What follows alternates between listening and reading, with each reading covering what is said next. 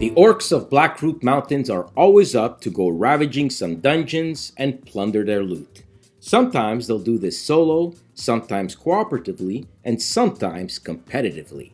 Decide which class you'll play, Berserker, Shaman, Cultist, or Headhunter, and go out and ravage the dungeons of Plunder. You'll explore the dungeon by delving, and you'll seek glory by drawing a card, it being either a monster or trap, which are resolved immediately. Monsters will be placed in front of you, seeing you as their primary target, so ravage them first.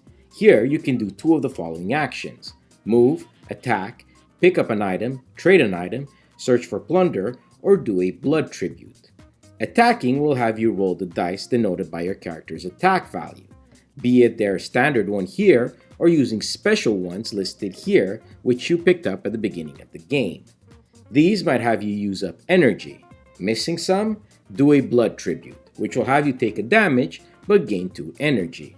On top of allowing you to use the skill, energy spent will convert into experience points. Roll your dice and the monster will roll his for defense. Swords cancel swords and energy make you gain that much. Apply any damage to the monster. Slay them and you'll collect teeth as shown. No monsters to fight? Search for plunder. Roll the trap die, and if you roll a trap, reveal a random plunder token. The appendix will reveal what you found. When done, the Bloodshed Phase will have the active player's monsters attack. They'll go for the active player if they can, move up to 4 spaces to reach their target. They'll try and hit any orc along the way. If successful, they'll stop. If not, they'll continue their move, but forego his attack this turn.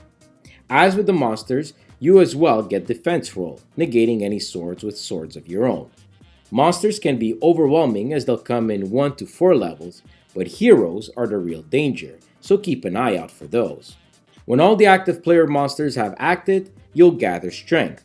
If your XP track is full, level up on your skill cards to level 2.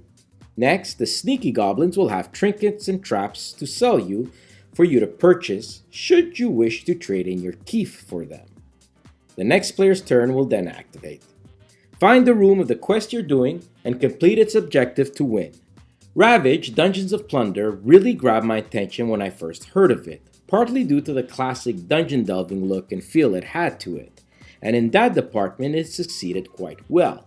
And with the different modes, solo, co-op, or competitive, on top of the Evil Overlord mode where it'll expand the dungeon quite quickly adding more monster, and the competitive Treachery mode where you'll use different and quite interesting rules and cards, there's no shortage of replay value. I do wish, however, that there were more different trinkets to choose from and different monsters. You'll get to know most of these cards after a few playthroughs, but I know an expansion is in the works called Ravage, the Swamps of Delgor to remedy this. Now, some of the rules did need clarification, and luckily there is an update online for them, but even so it didn't answer all our questions. As you can see, the artwork and quality also lend themselves to that classic dungeon delving game, and if that's what you're looking for, then you might want to check out Ravage Dungeons of Plunder. From us, it scores a 7 out of 10.